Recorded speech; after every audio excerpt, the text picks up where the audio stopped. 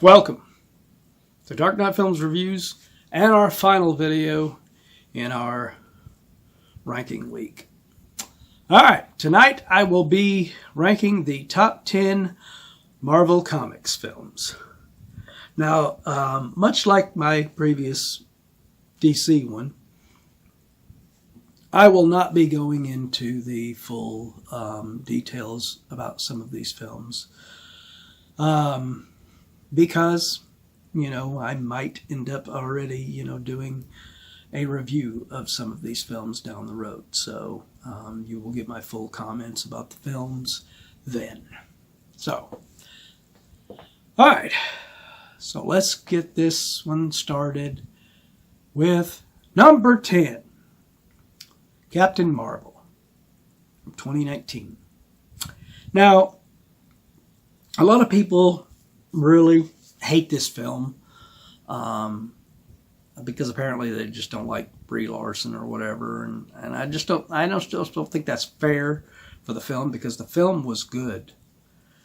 I don't care what Brie Larson's like away from the cameras or whatever. It shouldn't affect the film. Because, I still like Kong Skull Island, and she's in that, so, but yeah, I think this film was really good. I love how they handled the younger version of Fury. The de-aging process on Samuel L. Jackson was the best de-aging I've ever seen in any films, period. They nailed that shit. That was awesome. So, yeah. This film makes my number 10. Alright, so number 9. Thor Ragnarok from 2017.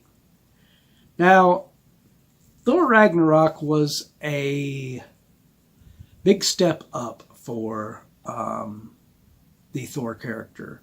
The previous Thor movies, Thor and the Thor the Dark World, were they were successful at the box office, but they were not the huge box office numbers of some of the others, such as the Iron Man films and everything else. I think the only one that was under the Thor films was the Incredible Hulk movie. But this one changed all that. This one made Thor as big a bona fide box office hit as what all of the others were. And for good reason. It is a fun film that unfortunately some of the parts of it I don't like, where they veer too far into comedy with the Thor character. But Hela is a great villain, and she is very well played by Cate Blanchett. So, yeah. This one makes my list at number 9. Coming in at number 8, we have Black Panther from 2018. I know. You're probably going to say, what? That should be like a number 1 or something, but this is my list. And I did love Black Panther. It is a very good movie. But it is hampered by some of the visual effects for the final fight scene. But Chadwick Boseman was pretty amazing throughout the rest of this film, as was Michael B. Jordan.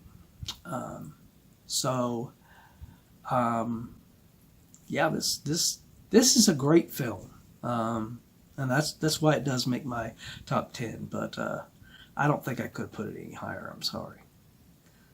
All right. Coming in at number 7, we have Avengers Endgame from 2019. Now this one part of me was pleased with how this one turned out, and another part of me was disappointed. This was rounding out the chapter that started with the previous film, and it just parts of it just don't work as well for me. The final clash at the end is badass. I love that. And other moments in it were pretty badass. But yeah, the moments with Thor and Hulk are kind of always bugged me in this one. So that's why it's not higher on my list. Coming in at number 6, we have Blade from 1998. This is first film in this thing that's not actually a part of the Marvel Cinematic Universe. But I loved this original film. Wesley Snipes was just totally fucking badass as Blade in this. You had a pretty fucking cool villain with Stephen Dorff. And it's still, to me, one of the better Marvel Comics adaptations. And I think it always will be to me.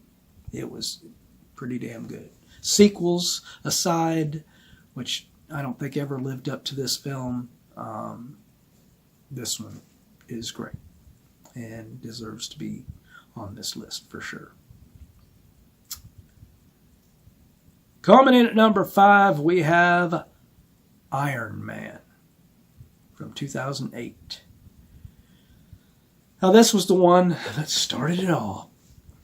This is the one where Robert Downey Jr. became a global sensation once again. I think this it's because of this film that he became bigger than he ever was before, in a way, due to Marvel here.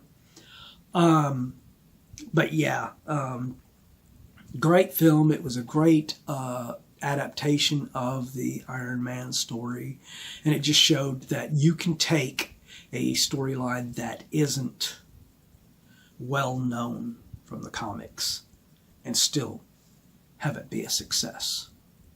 And Iron Man proved that. Coming in at number 4, we have The Avengers from 2012. Now, there's only one negative I can give The Avengers. Everything else about it I pretty much loved. The only negative I could say about this film is I was irked by the fact that Loki, when he comes through the gate, ends up brainwashing Clint, Hawkeye, with the scepter. This should have been Black Widow, due to the fact that she was brainwashed in the comics and everything and was bad. So it should have been Clint that should have been the one trying to snap her out of it, instead of what they did in this final version of it, where it's flipped around. It's flipped around and it's wrong, I think. So for that matter, it doesn't make it higher on this list, but it was a damn good superhero collaboration where it brought all of them together. And this is the way it should have been done in DC. DC should have learned from this and used this template to get them together. Make your solo films and then lead into this epic film like this one. The only negative I had, right, like I said, was how they handled Hawkeye. All right. Coming in at number 3, we have Avengers Infinity War from 2018. Now, this is the film that preceded Endgame, and this was epic. I mean, this film was so badass. I saw this in the theaters, and the finale when Thanos does the snap, oh my God, seeing a lot of those characters look like they die on us, I knew they couldn't be gone for good. I knew that the next film, Endgame, was going to rectify some of that, but damn, it still hurt. And that is how you do an effective movie, and that's what the Russos do. They are such talented directors. And let's lead forward into some more Russos. So, number 2, we have Captain America Civil War from 2016. Now, I have always loved the Civil War comics storyline, and I wondered how they were going to do this one. And yes, they veer away from what the comics version of it was in a lot of aspects, but that's good because you don't want them to do it exactly the same to where it's just, comic to film, perfect, Overall, I thought the changes they made were fine, and the action is great. The conflict is great. It was well done. And you get the introduction of one of my favorite new villains with Baron Zemo. I've always liked Baron Zemo in the comics, and he was not introduced in the way that I expected in this film, but later on in the Falcon and Winter Soldier series, you finally get that. So, yeah, Baron Zemo was badass. I like Baron Zemo. All right, coming in at number 1, the best Marvel Comics adaptation, in my opinion, Captain America, the Winter Soldier from 2014. This film, wow. I talked about the adaptation of Civil War, but the adaptation of the Winter Soldier storyline and how they did it prior to this in the previous film when they set up Bucky falling and looking like he dies in the first Avenger. This picks that up and takes it in the perfect direction, and I just absolutely love Captain America, the Winter Soldier. In my opinion, this film is the best Marvel Comics adaptation ever made, and probably will never be surpassed. Because at one time I was thinking Civil War might be able to surpass it. I was thinking Infinity War might be able to surpass it. But as you can see on my list, that didn't happen. It has maintained my number 1. And it might continue. But what is your list of the top 10 Marvel Comics films? Do you differ from mine? Let me know what your top 10 list is in the comments down below. And if you like this video, do not forget to smash that like, share, and subscribe button. And don't forget to hit that bell icon so you can be notified about future videos. Alright, this is the end of a ranking week, and I hope you've enjoyed this. Next week we will be returning to our regularly scheduled stuff with a new Hammer Productions night. If you were enjoying those things and hated that this veered away from those, don't worry, we'll be back on schedule next week. So, alright, hope you will join us next week when the Hammer Productions night resumes.